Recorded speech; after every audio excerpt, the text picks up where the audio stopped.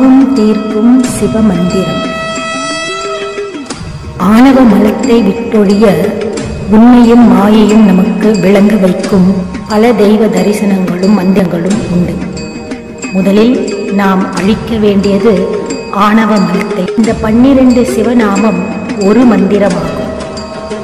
ஒரு தீபம் ஏற்றி அதை சிவஜோதி என நம்பி பாவங்களுக்கு, அதாவது நாம் தெரிந்தோ தெரியாமலோ செய்த எல்லா பாவங்களுக்கும் மனமுருகி சிவஜோதியிடம் மன்னிப்பு கேட்டு தினமும் இந்த மந்திரத்தை 3, 9, 18 அல்லது 21 முறை சொல்லி பழகுங்கள். முடியாதவர்கள் 3 முறை சொன்னாலே போதும். அதை மனமுருகி உண்மையுடன் சொல்லுங்கள்.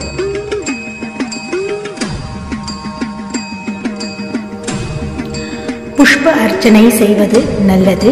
அதைவிட ஒரு வில்வம் தினமும் சிவனாருக்கு வைத்து இந்த மந்திரத்தை சொல்வதும் மிக மிக உயர்ந்த பலன் தரும்.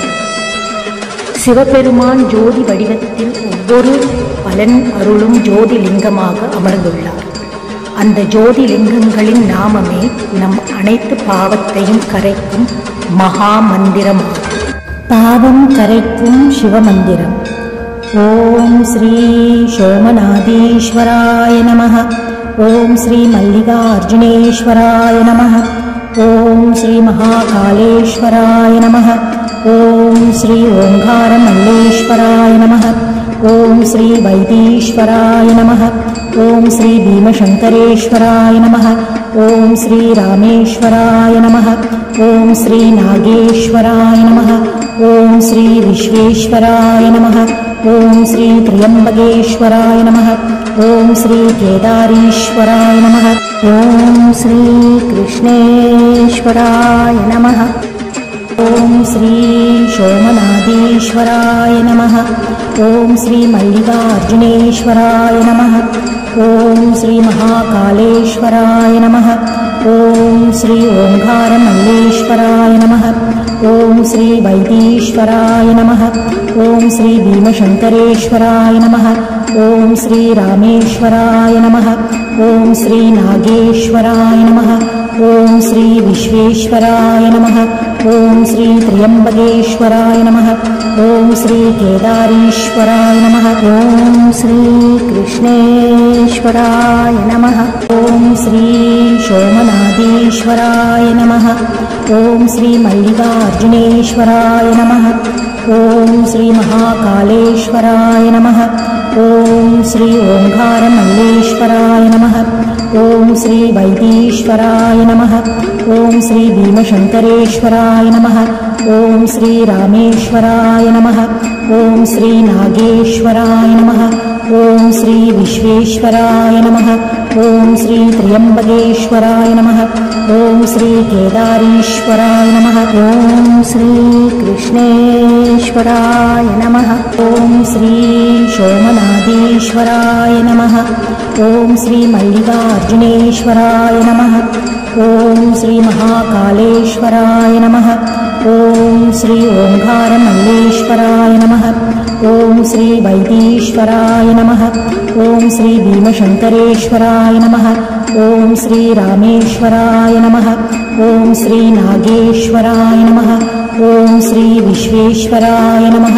ஓம் ஸ்ரீ திரியம்பகேஸ்வராய நமः. ஓம் ஸ்ரீ கேதாரீஸ்வராய நமः. ஓம் ஸ்ரீ கிருஷ்ணேஸ்வராய நமः. ஓம் ஸ்ரீ சோமநாதீஸ்வராய நமः. ஓம் ஸ்ரீ மல்லிகார்ஜுனேஸ்வராய நமः. ஓம் ஸ்ரீ மகாகாளேஸ்வராய நமः. ஓம் ஸ்ரீ ஓங்காரமல்லேஸ்வராய நமः.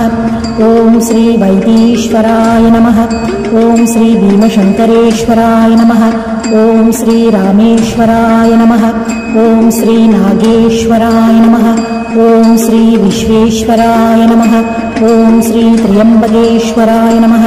ஓம் ஸ்ரீ கேதாரீஸ்வராய நமः. ஓம் ஸ்ரீ கிருஷ்ணேஸ்வராய நமः. ஓம் ஸ்ரீ சோமநாதீஸ்வராய நமः. ஓம் ஸ்ரீ மல்லிகார்ஜுனேஸ்வராய நமः. ॐ श्री महाकालेश्वराय नमः। ॐ श्री ओंकारमल्लेश्वराय नमः। ॐ श्री वैदीश्वराय नमः। ॐ श्री भीमशंकरेश्वराय नमः। ॐ श्री रामेश्वराय नमः। ॐ श्री नागेश्वराय नमः। ॐ श्री विश्वेश्वराय नमः। ॐ श्री त्र्यंबकेश्वराय नमः। ॐ श्री केदारीश्वराय नमः। ॐ श्री कृष्णेश्वराय नमः। ॐ श्री सोमनाथेश्वराय नमः। ॐ श्री मल्लिकार्जुनेश्वराय नमः। ॐ श्री महाकालेश्वराय नमः। ॐ श्री ओंकारमल्लेश्वराय नमः। ॐ श्री वैदीश्वराय नमः।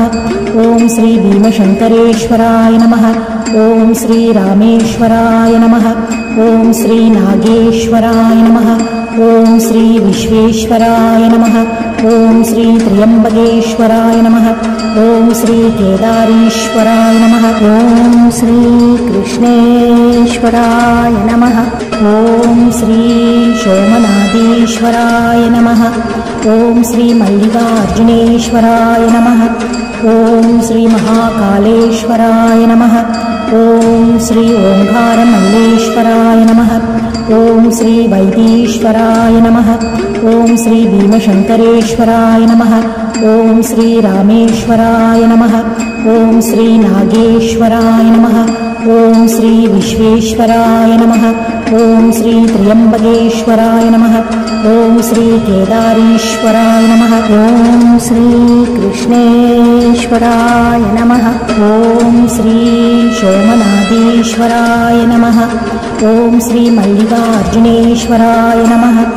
ॐ श्री महाकालेश्वराय नमः। ॐ श्री ओंकारमल्लेश्वराय नमः। ॐ श्री वैदीश्वराय नमः।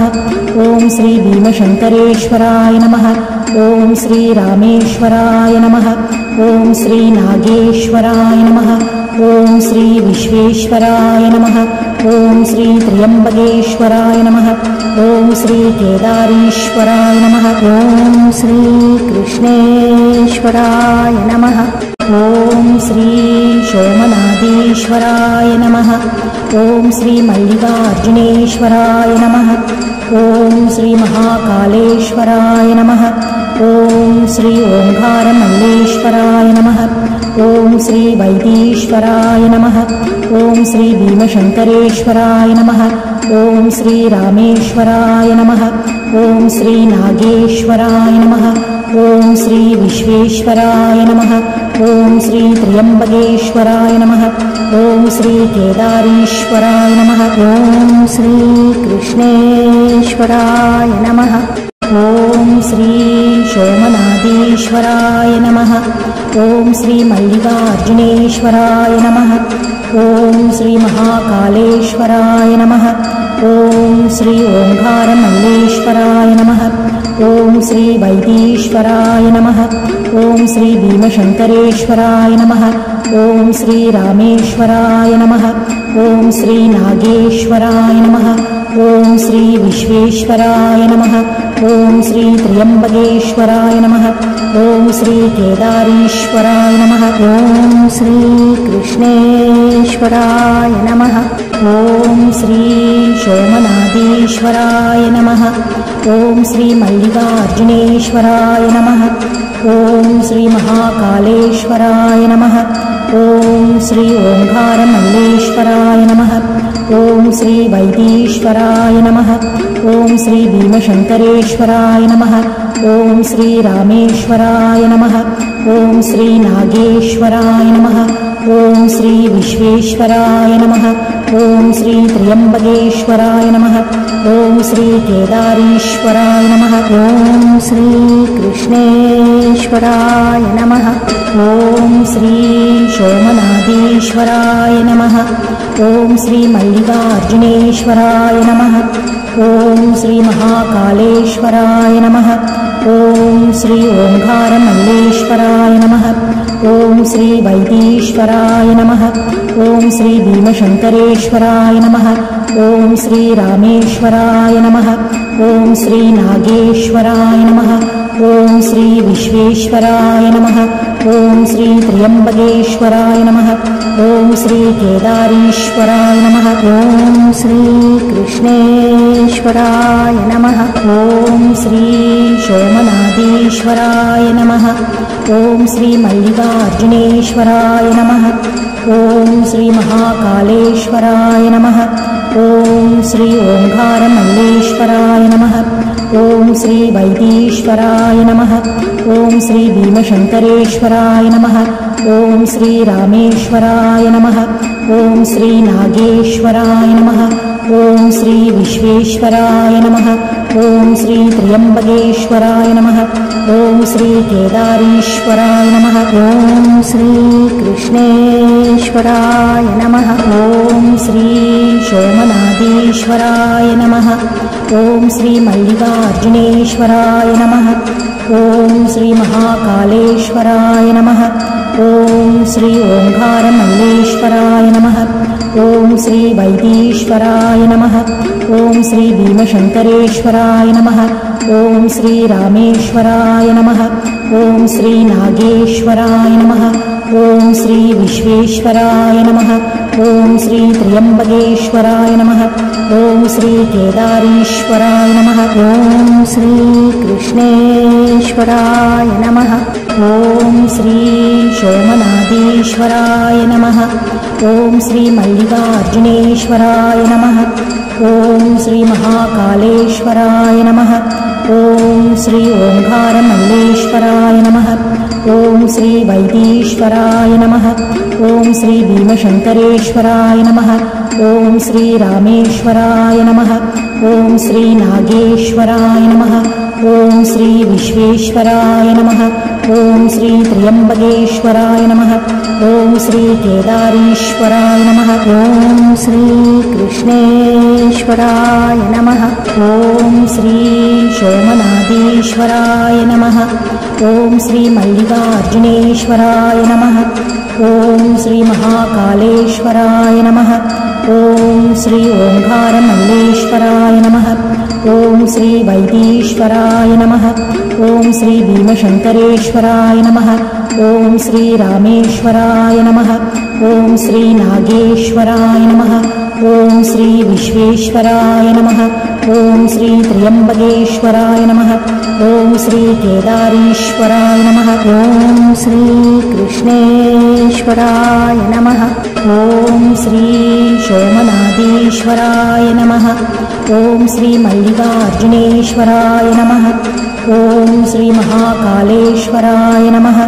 ॐ श्री ओंकारमल्लेश्वराय नमः ॐ श्री वैदीश्वराय नमः ॐ श्री भीमशंकरेश्वराय नमः ॐ श्री रामेश्वराय नमः ॐ श्री नागेश्वराय नमः ॐ श्री विश्वेश्वराय नमः ॐ श्री त्र्यम्बकेश्वराय नमः ॐ श्री केदारीश्वराय नमः ॐ श्री कृष्णेश्वराय नमः।